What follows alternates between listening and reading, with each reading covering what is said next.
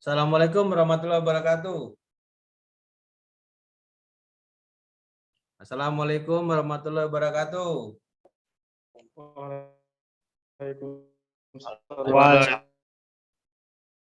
Waalaikumsalam warahmatullahi wabarakatuh. Oke ya. Tentang rekayasa berpusat pada pengguna. Sudah belum Anda bahas itu? Rekayasa berpusat pada pengguna.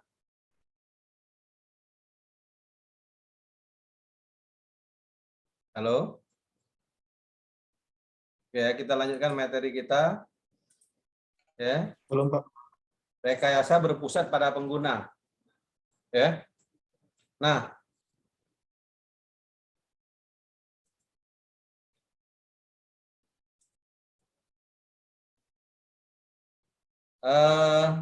jadi ketika Anda ingin membuat suatu aplikasi atau program komputer, jadi yang dibuat itu adalah bukan kehendak pembuat,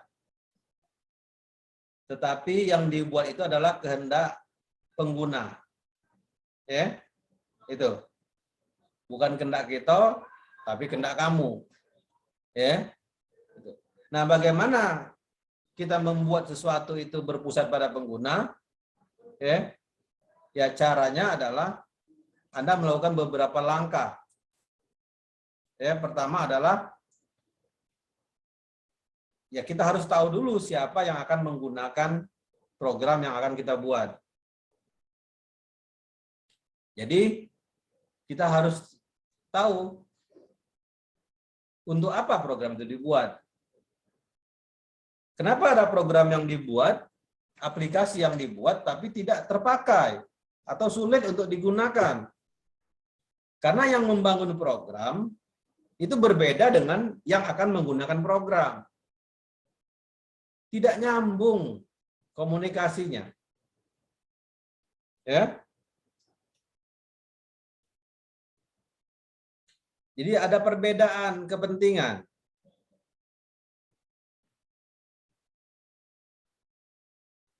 Jadi Anda tidak bisa memahami yang dimaksud oleh mereka itu apa, sehingga tidak tepat. Yang membuat program tidak tahu masalah. Dia sebenarnya pengen masalahnya itu sederhana, tapi Anda membuat menjadi rumit gitu. Ya kan?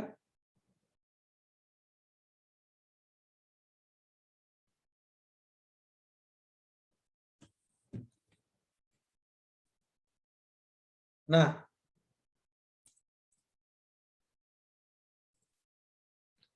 ada beberapa cara ya untuk membangun program. Pertama adalah dengan cara model siklus. Ya. Jadi kita harus tahu dulu kelebihan dan kelemahan dari model-model siklus dalam membangun program. Pertama adalah model waterfall, air terjun. Kedua model spiral, ketiga model-model yang lain. Apa itu model waterfall? Ya, waterfall itu berarti tidak akan mengulang kembali. Ketika langkah pertama selesai, maka dia pindah ke langkah kedua. Langkah kedua selesai, dia pindah ke langkah ketiga. Tidak boleh dari langkah ketiga langsung balik ke langkah pertama, nggak boleh. Karena waterfall itu dia turun terus. Jadi air terjun itu sifatnya turun terus. Ketika satu langkah selesai, dia akan ke langkah selanjutnya. Ya. Model yang kedua adalah model rapid application development. Ya. Nah, dia harus diawali dengan project. Jadi persiapan sebuah project. Kemudian dia melakukan workshop. Selanjutnya adalah rekayasa interaktif. Ya. Itu. Kemudian boleh diulang-ulang dalam membuat perancangan program atau membangun program. Setelah itu baru kita buat prototype, contoh barang. Selanjutkan dengan implementasi. Ya. Oke. Sampai di sini ada pertanyaan nggak?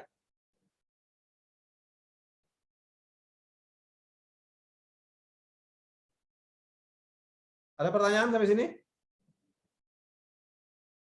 Belum ada, Pak. Belum ada. Suara saya putus-putus atau jelas terdengar di sana? Kadang putus-putus, Pak. Putus-putus, Pak. Iya, di saya ini kayaknya internetnya tidak stabil, padahal ini mainnya di fakultas, di Unsri gitu ya, tapi internetnya nggak stabil. Gambar kalian aja nggak muncul di saya nih. Yalah, kita lanjutkan saja ya. Nah, jadi ketika membangun segala sesuatu, ya, membangun segala sesuatu program, yang pertama adalah Anda harus berpusat pada pengguna. Jadi harus tahu dulu siapa yang akan menggunakan program Anda. Tadi di tugasnya misalnya Anda akan mewawancarai ibu rumah tangga. Nah, berarti Anda harus tahu kemampuan ibu rumah tangga itu terhadap bidang komputer atau aplikasi komputer sebatas mana. Jangan program Anda itu berbasis teks yang harus masukkan tulisan kode-kode program, karena nggak mungkin ibu rumah tangga akan bisa menjalankan program tersebut. Atau berbasis DOS, MS-DOS, itu susah dia.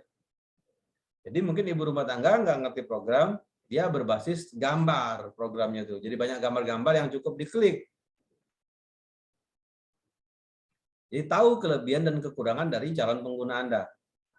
Nah, dalam membangun program, libatkan calon pengguna tadi. Jadi ibu rumah tangga tadi diajak bareng-bareng melihat kemajuan dari program yang Anda buat. Ya. Jangan sampai dia nggak tahu nih.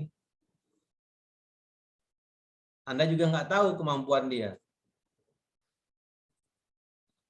Nah, ada lagi model yang lain, yaitu model human computer interaction berasaskan kepada pengguna, yaitu fokuslah kepada penggunanya gitu. Kemudian setelah Anda tahu siapa yang akan memakai program Anda, buatlah contoh barang. Bahasanya adalah prototype.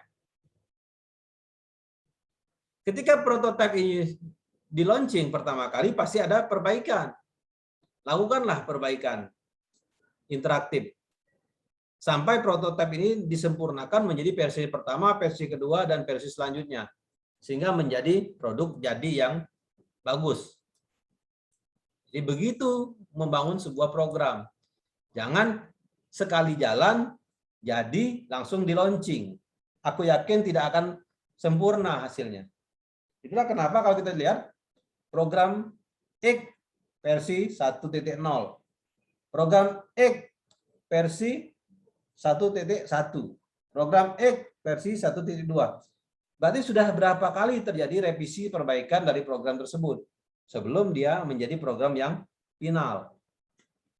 Nah, tahun depan diperbaiki lagi. Nah, program X versi 2. Nah, itu kan. Seperti itu. Itu gunanya pengulangan interaktif.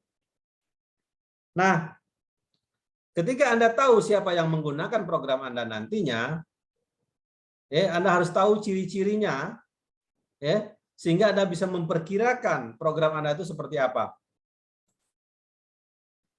Ketika prototipe sudah Anda buat, tapi bukan versi asli, baru versi uji coba,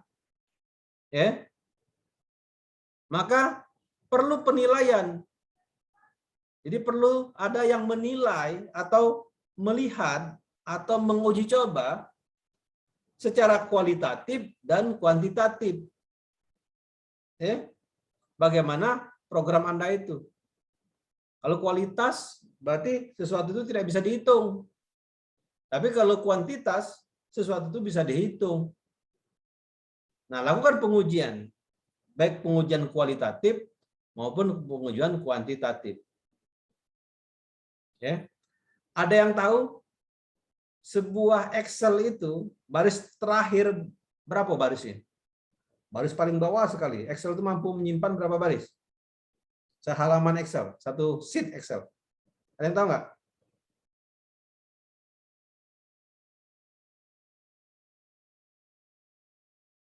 Belum ada yang nyoba ya? Berapa unian baris terakhir dari Excel?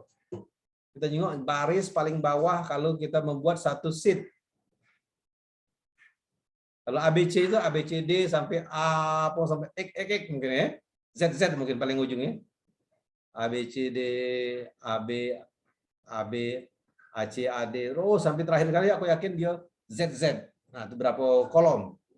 Tapi yang ke bawah itu angka 1, 2, 3 sampai sekian baris. Nah, berapa baris lah Excel itu mampu ditulis? Satu halaman Excel. Ada yang tahu?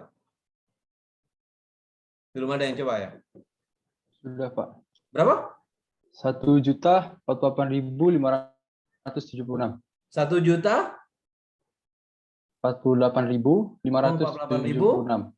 Oh. 576. Ya, jadi sekitar 1.050.000 lah, 1.048.000-an ya. Nah, itu ya.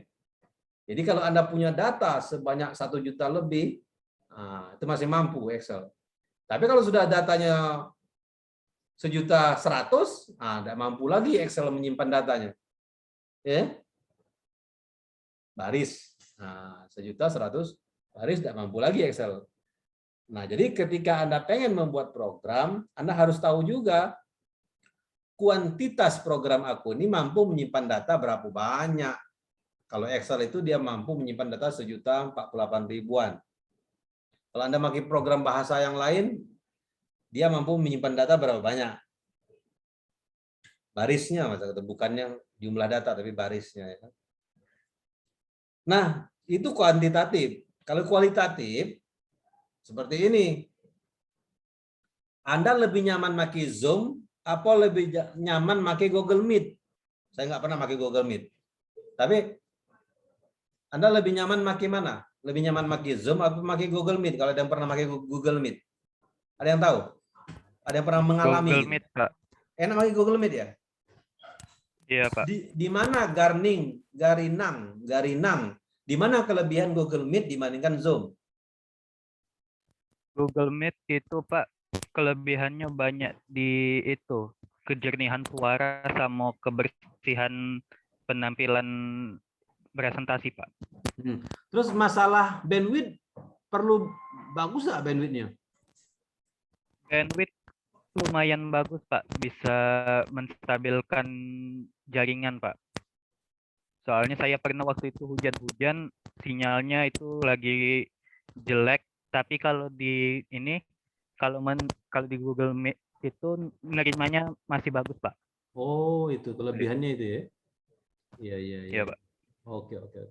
Ringannya mana ringan? Untuk dijalankan misalnya untuk spek komputer yang rendah? Kalau untuk spesifikasi masih lebih baik Zoom, Pak. Lebih ramah penyimpanan, Pak. Kalau Google Meet itu terkadang memakan memori yang besar, Pak. Biasanya, Pak. Iya. Kelemahannya di memori yang perlu besar dimakan oleh Google Meet ya. Oke. Nah, jadi kan kita sudah bisa, itu namanya kualitas. Ya, kau merasakan enaknya pakai Google Meet dibandingkan pakai Zoom. Jadi kalau Anda membuat suatu program, prototipe Anda tuh diuji. Apa kualitas program aku nih? Bagaimana kuantitas program aku ini? Nah, jadi prototipe itu diuji kepada siapa? Pada dua. Kepada calon pengguna atau user, diuji kepada pakar atau expert. Kalau Anda membuat program database, cari dosen di sini yang pinter database. Tolong Pak, uji program aku nih, lah benar belum database-nya? Kalau Anda membuat program untuk anak SD, panggil anak SD. Tolong adik, diuji program saya ini, udah benar belum program saya? Jadi, anak SD tadi sebagai user, dosen tadi sebagai expert. Karena orang yang ngerti itu adalah dosen. Yang akan menggunakan adalah anak SD. Jadi, Selanjutnya adalah suatu proses boleh kita perbaiki versi A, versi B berulang-ulang sampai mencapai tujuan akhir.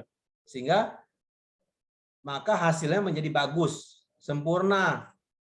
Tapi ingat, pikirkan biaya dan waktu. Kalau programnya hanya 1 bulan, biayanya sedikit, maka pengulangannya mungkin perbaikannya atau revisinya tidak terlalu banyak. Tapi ketika Anda dikasih, tolong nih programnya setahun, diselesaikan dalam waktu 1 tahun, kan lama waktunya. Ini uangnya puluhan juta, oke duitnya banyak. Mungkin bisa Anda lakukan perbaikan berkali-kali, versinya sampai versi ke 1, 2, 3, dan selanjutnya. Jadi, untuk berapa kali terjadi perbaikan atau revisi program, itu tergantung sumber uang dan sumber waktu. Ya.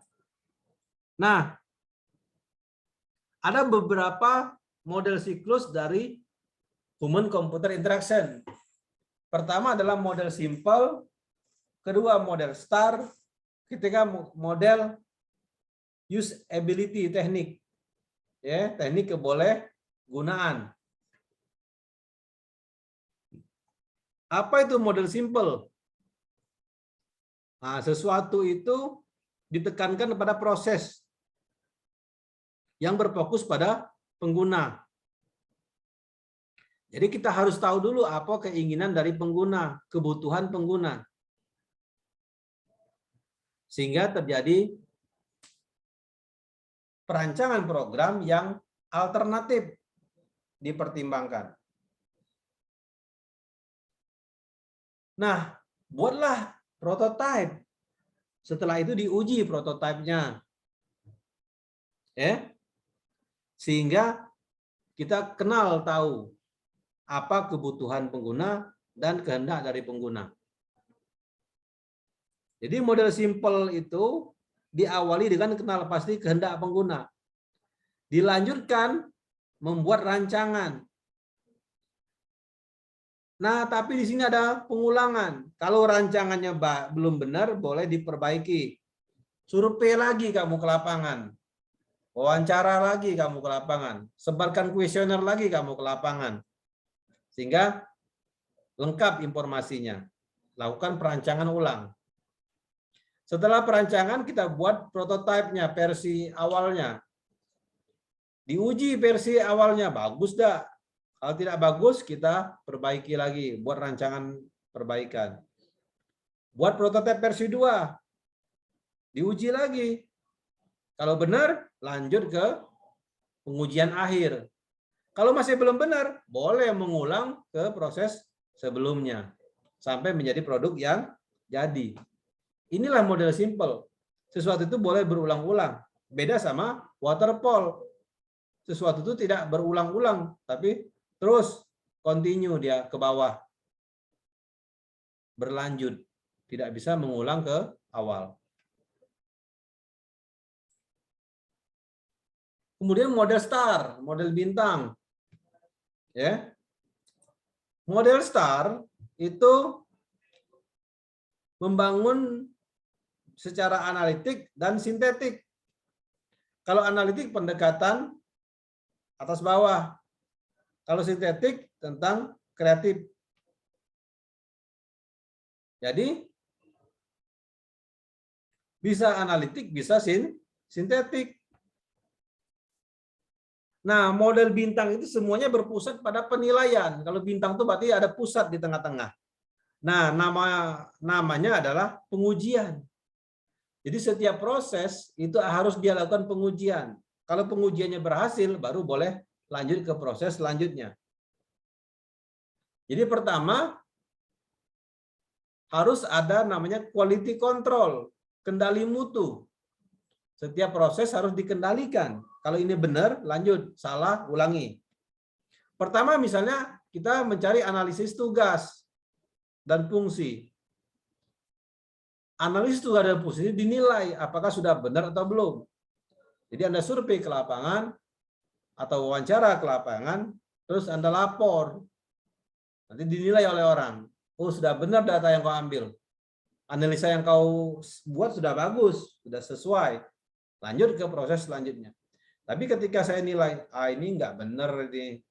analisanya masih salah, datanya masih kurang. Anda lakukan lagi pengujian ulang, lakukan lagi survei dan wawancara ke lapangan. Jika proses ini sudah memenuhi, maka pindah ke proses analisa keperluan, aponian kebutuhan dari pelanggan tadi. User itu butuhnya apa programnya? Dinilai lagi, dicek lagi, sudah benar atau belum. Kalau benar, lanjut ke proses selanjutnya membuat prototype, membuat konsep atau rekayasa konseptual, jadi perancangan. Dinilai lagi, sudah benar belum perancangannya. Kalau benar, buat prototype, prototipenya diuji lagi. Kalau prototipenya benar, lanjut ke implementasi. Jadi semua proses itu harus ada pengujian atau quality control atau kendali mutu. Kalau dia belum benar, maka dia harus kembali ke proses selanjutnya atau mengulang proses yang ada. Kemudian model STAR itu boleh dimulai dari mana saja. Setiap fase dilakukan penilaian dan merupakan elemen utama dari kegiatan tersebut. Jadi semuanya harus dilakukan kendali mutu. Nah, kemudian teknik usability atau teknik kebolehgunaan. Ya. Teknik usability atau kebolehgunaan itu gabungan dengan prototype. Jadi object oriented software. Rekayasa berorientasi objek. Dia ada 3 elemen penting. Pertama adalah analisa keperluan, membangun dan pengujian, development and testing, kemudian aplikasi atau penerapan. Jadi Anda survei, Anda wawancara itu baru memenuhi analisa keperluan. Anda mencari kebutuhan pengguna itu atau user itu apa. Setelah survei, Anda buat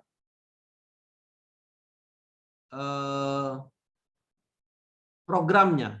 Nah, programnya dibangun. Setelah dibangun, diuji programnya.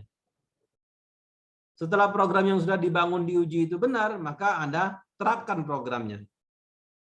Aplikasinya diterapkan. Nah, ini model apa nih? Usability teknik.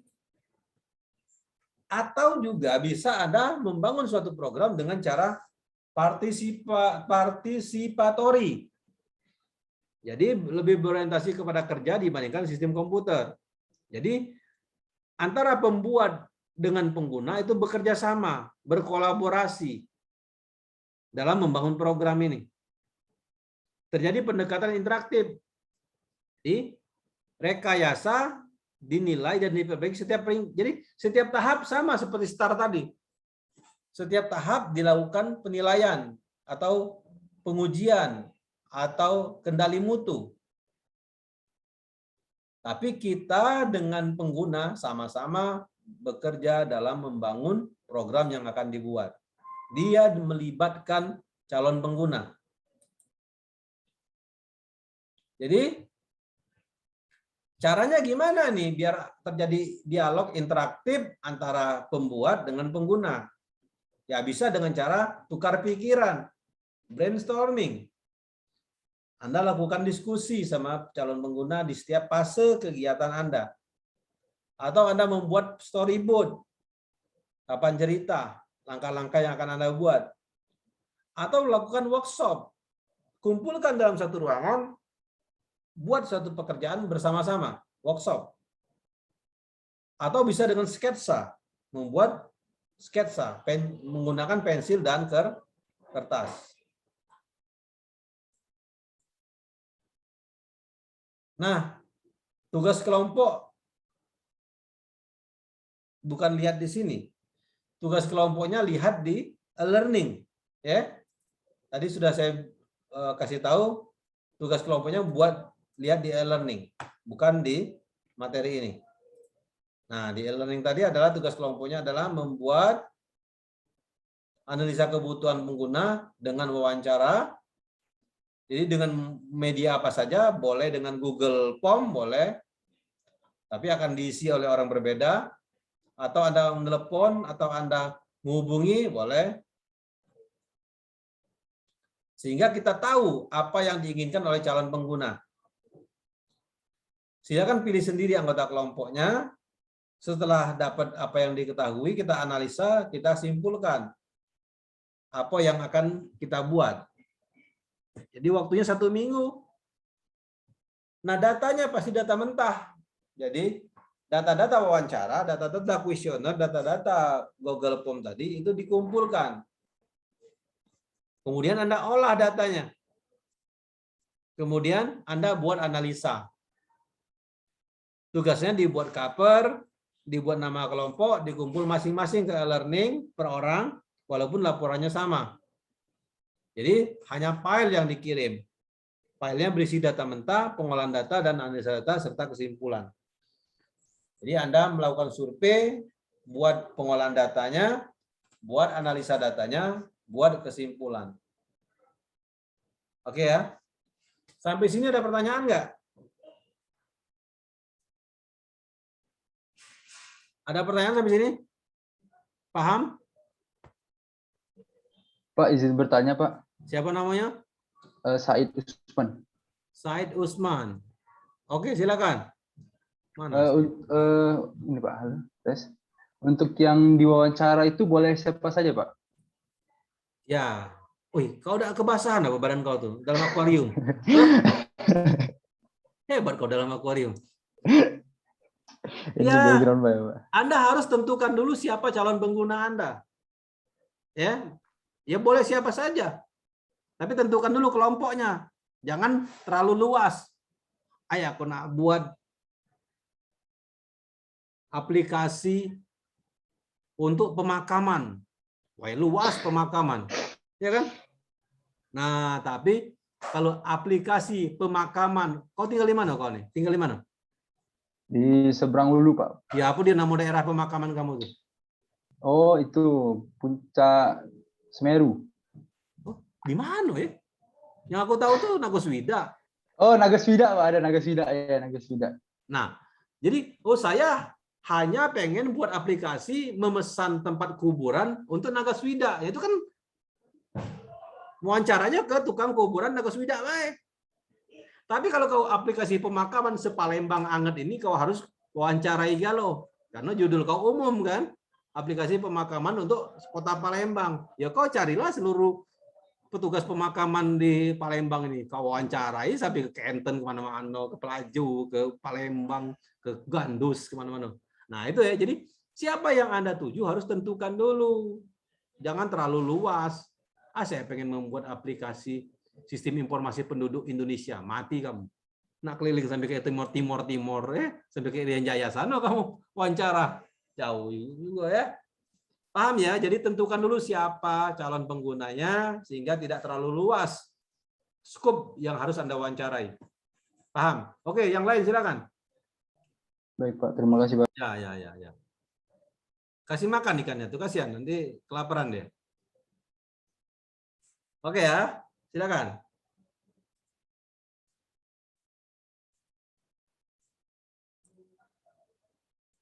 Siapa lagi yang mau bertanya? Silakan. Kalau ada pertanyaan.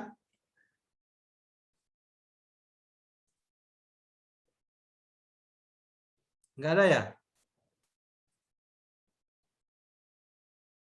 Cukup. Cukup paham dengan tugasnya? Enggak ada pertanyaan? Pak. Hah? Gimana? Garning? Paham, Pak. Paham ya? 2 atau 3 nggak boleh. Lebih nggak boleh kurang ya. Jangan berdewean nggak boleh. Kalau kelompok itu harus minimal berdua, maksimal bertiga. Pak, kenapa saya disuruh kelompok, Pak? Nah, kamu ini kan nak jadi manajer. S1 ini adalah manajer. Nah, ketika Anda jadi manajer, ya, maka Anda harus bisa memimpin orang lain. Itulah gunanya kita membuat tugas kelompok. Agar Anda bisa bekerja sama kepada orang lain. Banyak orang pinter, tapi ketika dia bekerja, dia nggak jadi apa-apa. Karena dia nggak bisa bekerja sama dengan orang lain. Tapi banyak orang yang pinter sedang-sedang wae, tamatnya 7 tahun, dia jadi orang hebat. Nah, itu ya. Nah, itu. Karena dia bisa memimpin orang lain, bisa berorganisasi, mengelola tim. Nah, jadi saya pengen Anda bisa mengelola tim. Jadi berkelompok itu adalah mengelola tim. Kalau Anda egois kan, tidak selesai gawian itu. Nah, tapi kalau Anda kerjasama, aku yakin gawinya bisa selesai. Ya. Oke ya. Cukup? Pertanyaannya ada yang lain? Cukup ya? Kalau cukup kita lanjutkan ke materi selanjutnya. Cukup ya? Oke. Ya.